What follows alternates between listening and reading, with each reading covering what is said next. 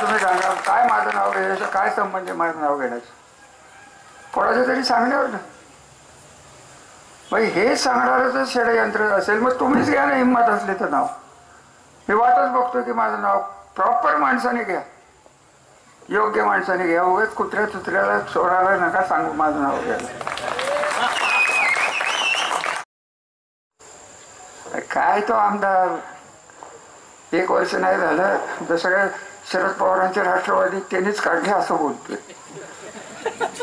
हा डी.के. पवारचं ठीक आहे, डी.के. पवार हा शरद पवारांचं राजकारण त्यांनी घडवलंय, मान्य आहे. पण तुम्हाला जर पाहिजे असेल की या लढाईत रामराजांनी तुरुंगात जावं ही जर तुमची इच्छा असली तर तुमच्यासाठी तोही त्याग करायला मिळत आहे.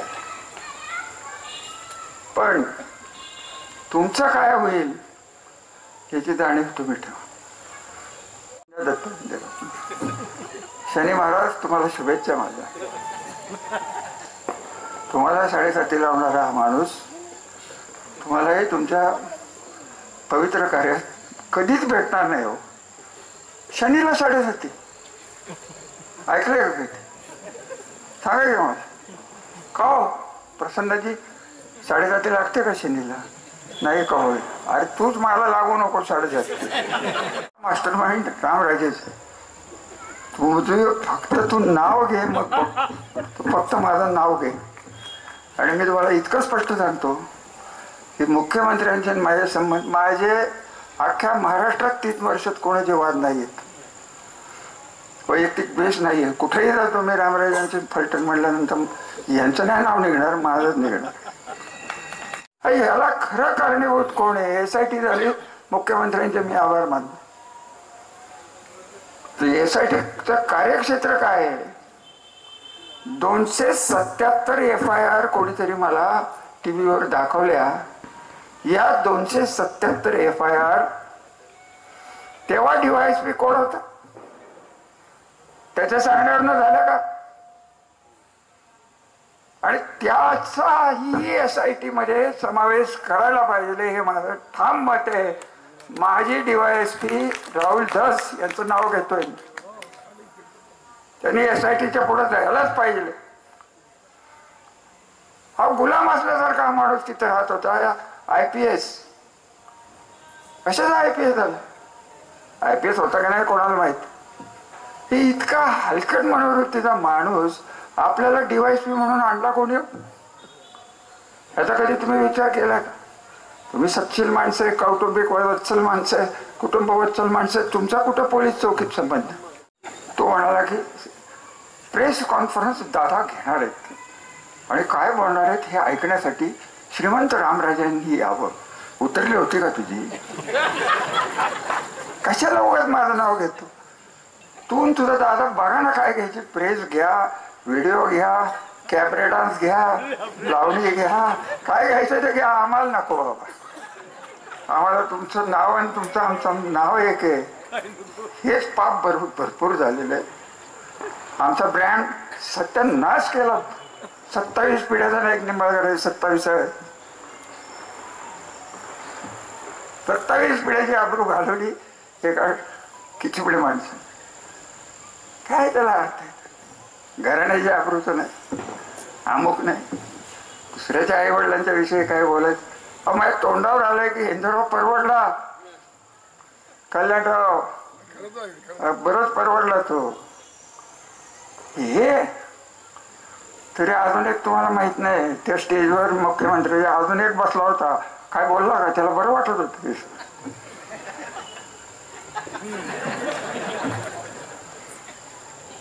चिंचकरला विचारा की काय चाललंय, माहिती आहे का चिंचकर?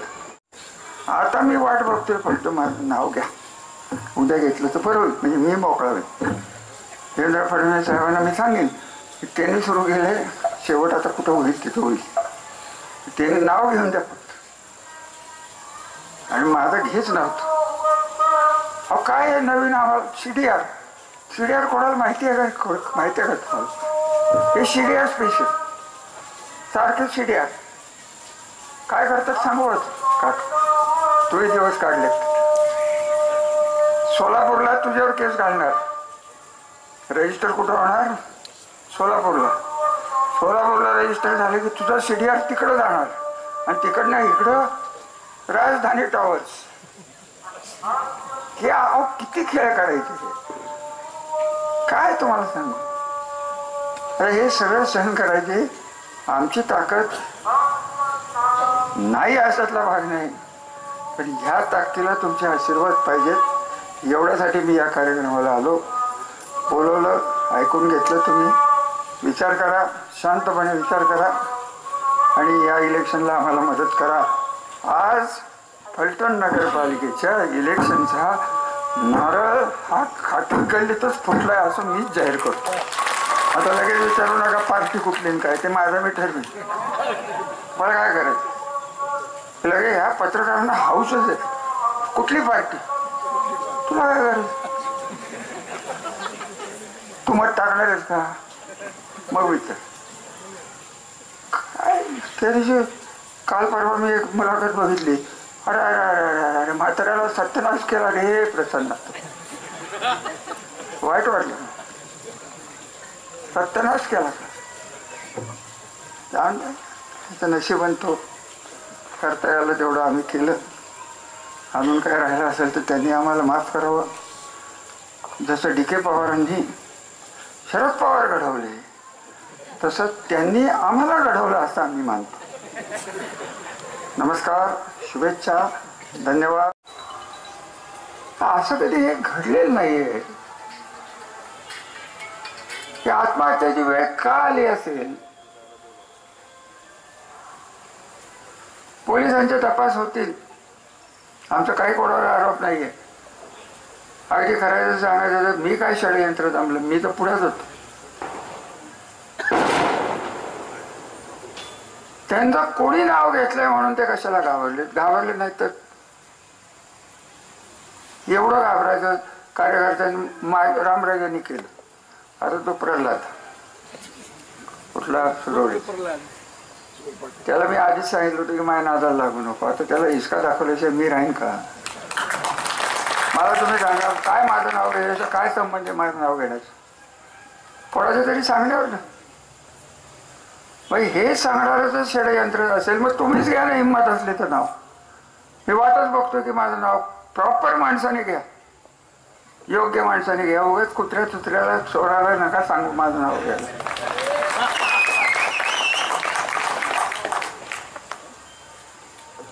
हा माझी काय इच्छा आहे, कोणावर काय मी कधी केसेसच केलेले नाहीत. उलट 22 साली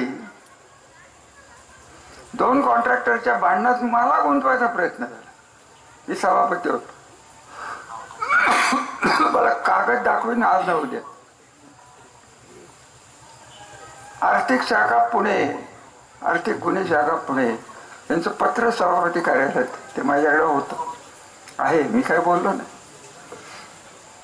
गुन्हे कोणाचे आणि सांगतात काय, याच्यात रामराजांनी या कॉन्ट्रॅक्टरला पुण्याच्या त्यांच्या घरी बोलवून त्यांच्याकडे खंडणी मागितली म्हणून त्यांना अटक करा.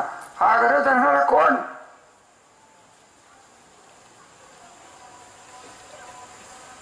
दुर्दैवाने त्यांच्या, मी जे नेहमी म्हणतोय गेले 2 दिवस की मुख्यमंत्र्यांच्या न्याय बुद्धीवर माझा विश्वास आहे, हे कारण आहे की आज मी इथं सांगतो. त्यांच्यापर्यंत बातमी केली. त्यांनी फोन करून सांगितलं की कुठल्याही राजकीय माणसाला याच्यात गुंतवायचा प्रयत्न होणार नाही, करू नका. जे काही योग्य असेल त्या कॉन्ट्रॅक्टरची भांडणं असतील त्यांचं ते बघून घेत.